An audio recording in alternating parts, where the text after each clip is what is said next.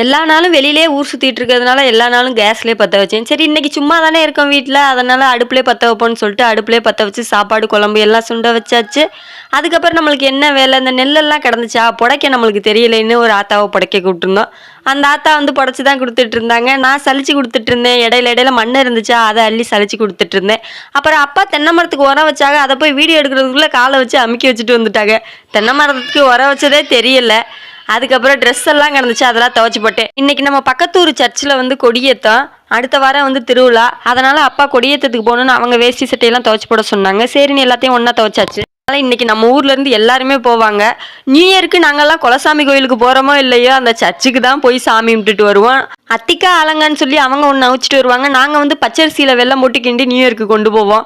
எங்கள் பக்கத்தூர் சர்ச்சு திருவிழாவே செம்மையா இருக்கும். அதுக்கு நாங்கள் கிடா வெட்டியெல்லாம் சாமி கும்பிட்டுருக்கோம். இப்படி தான் எங்கள் ஊரில் 2 சைடும் ஒன்று ஒன்று மாற்றி மாற்றி பண்ணிக்கிருவோம்.